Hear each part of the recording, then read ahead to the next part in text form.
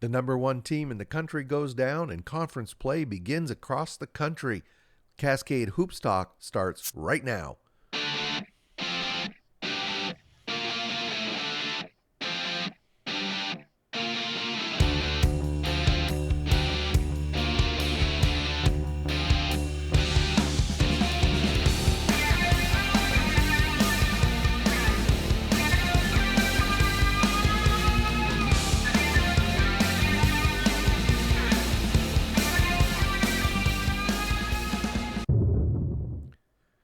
Well, Langston losing last night is the big story. We're going to get to that in just a moment.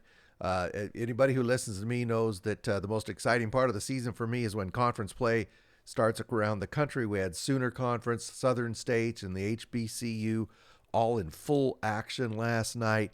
But first, we're going to talk about the Sooner, and we're going to start with Langston.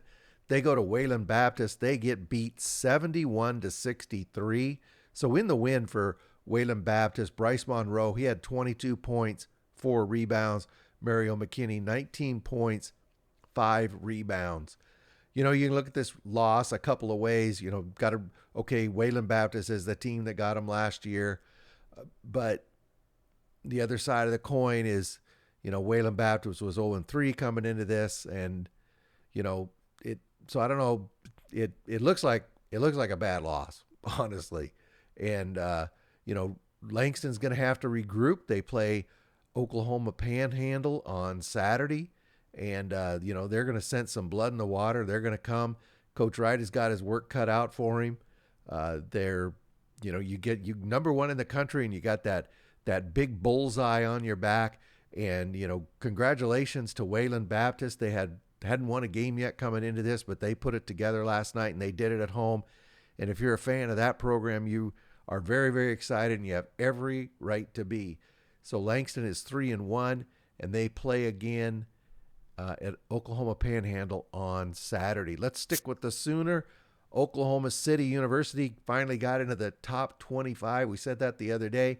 They beat Nelson tonight in league play, 77-74. Clayton Jewell, 24 points, 11 rebounds, double-double. And then, man, this is a test. Yorio Golasis, 12 points, 9 rebounds, 8 assists. He really filled the stat line. They had 5 guys in double digits. You know, Nelson is a very good team. Oklahoma City was able to get past them, and they defeated that top 25 jinx. Let's take a look at other action tonight in the Sooner. So other winners in the Sooner, Science and Arts, congratulations them. Oklahoma City, we said. Central Christian defeated Oklahoma Panhandle. That's who Langston's going to play this weekend. Mid-America Christian, boy, they edged out UNT Dallas. That was a good game. And we talked about Wayland winning that big game over Langston. Indiana Wesleyan in action last night. They took on Trinity Christian. Some trolls came to town. They beat them 118-86. Cademan Bontrager, 32 points, 8 rebounds. Whatever they're feeding that guy, I want. 14 for 18 from the field. He is having a phenomenal season. Peyton Burden, they haven't called before. 20 points, 5 rebounds. He's a freshman. A good game for him. So Indiana Wesleyan, they go to 6-0, and they're going to play Huntington on Wednesday. Oh, there's going to be a lot of eyes on that, and that's going to be up in the Platte. Boy, oh boy. Hey, Huntington, do you think you're going to fill the Platte for that game? That place will be packed, man. It'll be crazy. Number 5 in the country, Georgetown. They defeated a Midway. Georgetown was at home. They beat them 99-77. Scotty Browning, he freshman, 17 points, 4 rebounds. Dre Boyd, he had 18 points, 7 rebounds. So the Tigers go to 5-0, and they're going to host West Virginia Tech tonight. So they right back in action. Number 7, Freed Hardeman. You know, until the Langston game got played, this was definitely the game of the night. Freed Hardeman beat Central Baptist in double overtime, but this was a super high-level college basketball game. You know, it's one of those where it's really a shame that somebody has to lose.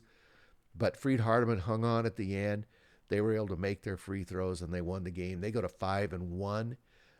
Peyton the Law, he had 20 points, 12 rebounds. He played this Iron Man played 46 of 50 minutes. He is an Iron Man. Phil Horton, he had 20 points, 9 rebounds. He just barely missed the double-double. So Freed Hardeman, they go to 5-1. That was a big, big win for them, after falling to Alexandria the other night. So they're going to play Johnson on Saturday. They're 5-1. Number 11 is Central Baptist. Of course, we just talked about that. They go to 5-1. This just shows you how good the NAI is this year across the country. I mean, teams are kind of knocking each other off here and there. It really seems to be the parity. That's the word I was looking for. The parity seems better than I've seen in quite a long time. Central Baptist is going to host Williams Woods on Thursday. Cumberland, the University of the Cumberlands, they beat Indiana Southeast tonight, 101-77. Oh, here's another name I love. Roberto Jonaitis, 19.6 rebounds, and Anthony Johnson, 17 points with 3 assists. They're 6-0 now, and they're going to play Virginia Lynchburg. Virginia Lynchburg has kind of been making its rounds playing NAI teams. They've been kind of getting beat up, but boy, their game, you got to give them credit. They're going to play them on Saturday. Life University, they did not avoid the top 25 curse. They just got in the top 25 yesterday or Wednesday, and they lose to Dalton State, and they were at Life. That must have been a really, really brutal loss at home. Dalton State, give them credit. They beat them 92-69. Wayland Baptist, he had scored 24 points and 3 rebounds for Dalton State.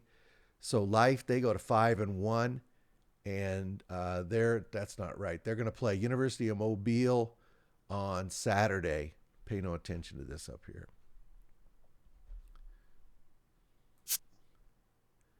And sticking with the Southern States, number 24, University of Mobile, they defeated Loyola 86-79. That game was an overtime game, and Mobile just dominated the overtime 11-4. So the University of Mobile, they got a 5-0, and I'm sorry I didn't get the box sheet scores on that. I apologize to University of Mobile, but they're 5-0, and they're going to play Life on Saturday.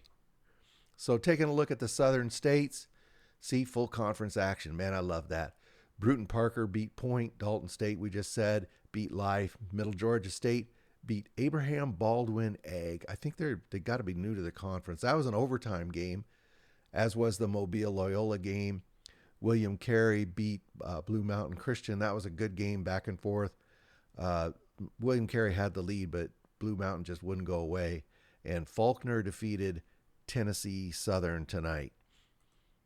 In the HBCU, Wilberforce was a winner over Voorhees. Fisk beat Oakwood. Wiley beat Suno in overtime. Another overtime game tonight. Philander Smith, they beat Dillard. And Stillman beat Rust tonight.